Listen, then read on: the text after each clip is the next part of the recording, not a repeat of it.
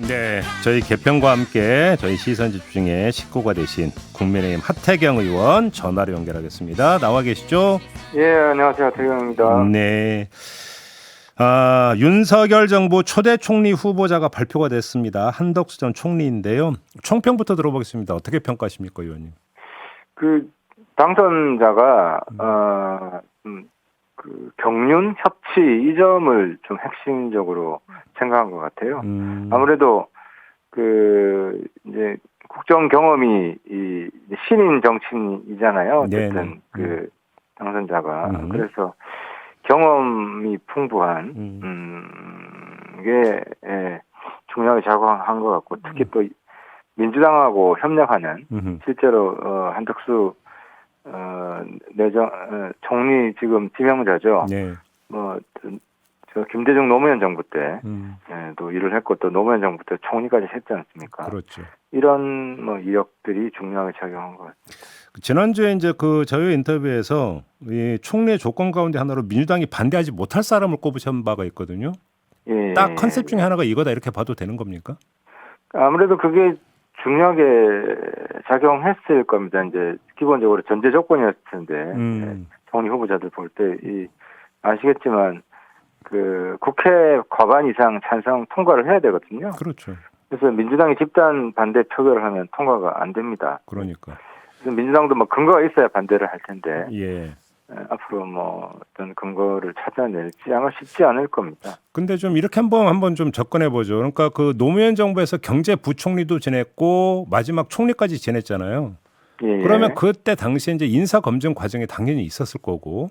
예. 그러면 그러니까 그 민주당 입장에서는 한덕수 그러니까 총리 지명자의 신상 내역을 누구보다 잘 알고 있다고도 볼 수 있는데 혹시 여기서 공개되지 않은 뭔가가 있을 수도 있지 않겠습니까? 이 점은 어떻게 보세요? 공개되지 않은 거요. 그 당시에 이제 노무현 정부 때 우리가 야당이지 않았습니까? 예. 그 요즘 그 비밀을 간직하기가 쉽지 않습니다. 예, 물론 그런 면이 없지 않긴 하죠. 지금 김정숙 여사 건도 지금 다 나오잖아요. 예. 예, 그래서 찝찝한 거 있으면 이렇게 못 나서는 게 우리 시대의 특징이 된 것 같습니다. 그럼 만약에 인사청문 과정에서 민주당이 날 세우면 국민의힘은 아니 그 노무현 정부 때 당신들이 발탁한 사람 아니냐 이렇게 나올 거죠? 그런데 이제 그 이전 시기보다 그 이후 시기 예. 지금 노무현 정부 이후로 한 15년 가량 지났기 때문에 그렇죠. 아마 민주당에서도 그 이제 이후 15년 과정을 주로 검증하지 그러게요. 않을까 생각이 듭니다. 정의당 같은 경우 지금 과거 저축은행 사태하고 론스타 사건 연루 의혹을 제기하던데 이건 어떻게 보세요? 그 당시 이제 그런 일이 있었다는 건데 예. 이제 문제는 거기에서 부적절한 일이 있었냐 비리가 있었냐 하는 게 핵심이잖아요. 그래서 그런 구체적인 근거는 이야기를 못 하고 있잖아요. 그냥 예. 그 당시 그런 사건이 있었다 정도라서 예. 어느 정권이든지 좀 도마에 오르는 사건 항상 있는 것이기 때문에 아주 그러면 폭발력이 있는 이슈는 아닌 것 같아요. 아무튼 의원님이 좀 진단하기에 그 민주당이 그 인준 반대하기 쉽지 않을 거다 이렇게 좀 정리가 되는 겁니까? 예, 제가 볼 때는 민주당에서 특별한 게 나올 수 있을까. 알겠습니다. 근데 좀 요 측면을 보죠. 지금 보도를 보면 한덕수 지명자하고 윤석열 당선이 무슨 개인적 인연은 없다고 하던데. 그럼 네. 이제 그 만약에 총리가 된다고 가정을 했을 때 호흡이 잘 맞을까요? 이 점은 어떻게 보세요? 그 개인적인 아주 친한 사이는 아니어도 네. 전문가로서 조언을 받고 이런 건 있었을 겁니다. 그래요? 예, 인간적으로 가깝지는 않더라도 예. 저도 개인적으로 친하지 않아도 그 분야에 뛰어난 분들한테는 한 번씩 전화 걸어서 의견도 물어보고 이제 그 정도 관계는 있지 않을까 생각이 됩니다. 아예 없지는 않을 겁니다. 근데 아무튼 이제 보도를 보면은 그 두 분 사이에는 개인적 인연은 없고 오히려 이제 그러니까 밖에서 추천을 해서 요번에 이제 그 지명이 된 케이스 이런 식으로 보도가 나오더라고요. 그래서 과연 좀 호흡이 잘 맞을까 싶은 생각이 좀 들어서 한번 질문을 드려봤고. 근데 모든 정부에서 잘 이제 능력을 보여주신 분이기 때문에 바로 그 점 때문에 너무 무색무취한 거 아니냐라는 평가도 있던데 이건 어떻게 보세요? 총리는 좀 뭐 무색무취한 게 단점은 아닌 것 같습니다. 아, 그게 오히려 총리에 맞습니까? 왜냐하면 객관적으로 네. 이제 특히 지금 여소야대 국면에서는 너무 자기 개성이 강한 것이 예. 이제 민주당하고 관계에서 어려운 요인으로 작용할 수도 있거든요. 근데 지금 있는 그대로 소통을 잘하기 위해서는 네. 자기 색깔이 없는 것이 좀 더 장점이 될 수도 있을 것 같습니다. 근데 지금 책임 총리제 얘기 계속 나오고 있는데 책임 총리가 되기 위해서는 좀 색깔이 있어야 되는 거 아닙니까?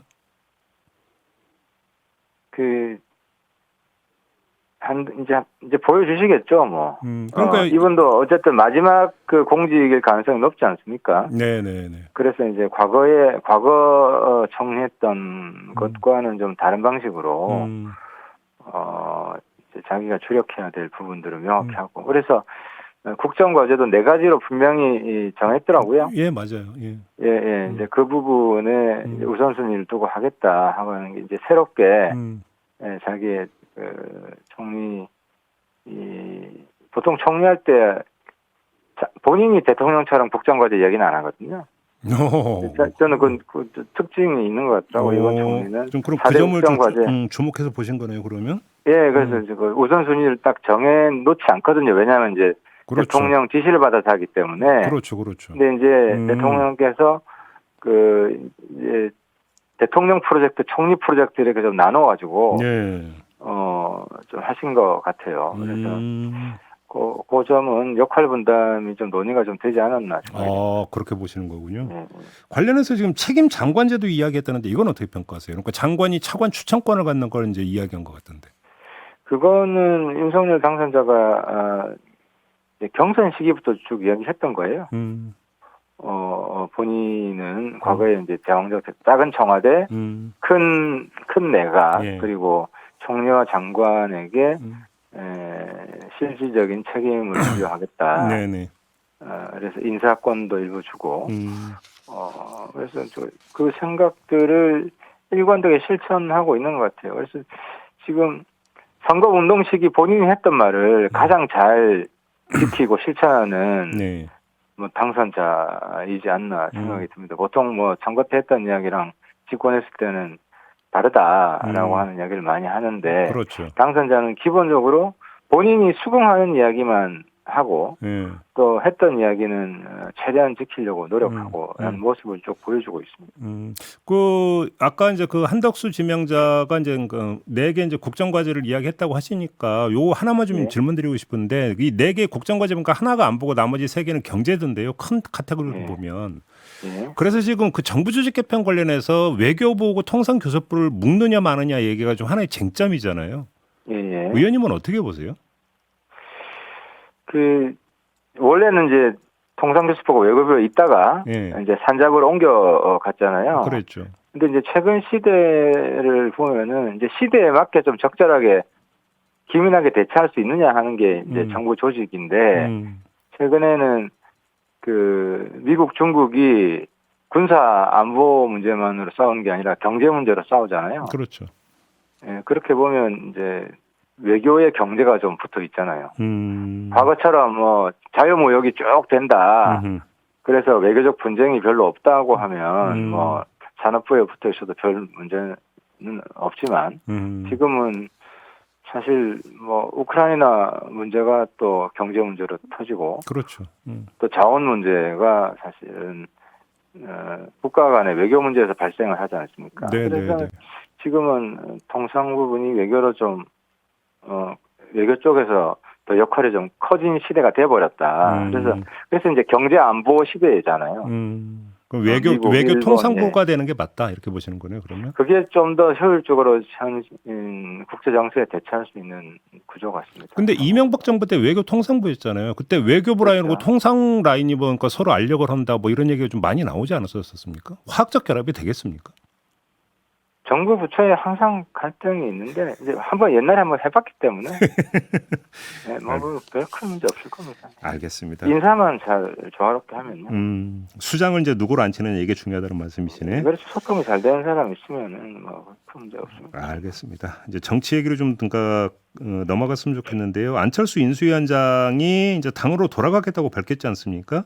예. 이준석 대표는 이제 지방선거 선대위원장 자리 제안하겠다고 봤는데 이 안철수 위원장의 위상 역할 어떻게 설정이 될 거라고 전망을 하세요? 이준석 대표가 좀 미리 그 당내의 화합 포용성 강화를 위해서 미리 잘 예방적 발언을 하는 것 같고요. 안 대표가 선대위원장 해야죠. 네, 지금 이제 정부 내각에는 안 들어가기로 했으면 당에서 역할을 할 수밖에 없고, 당장 선거가 있기 때문에 지금 우리가 사실 하나가 됐잖아요. 그러니까 이번 주 정도에는 합당에 대한 구체적 발표가 나올 겁니다. 아, 거의 다 얘기가 끝났습니까? 예, 확인해 보니까 거의 다 마무리되고 있는 것 같습니다. 별로 이견 없었어요, 그러면? 그렇죠. 왜냐하면 당 대표 리더십, 지도부 이 정도가 큰 쟁점인데 공천 지분 이런 얘기도 별로 걸림돌이 안 됐던 거예요, 그러면?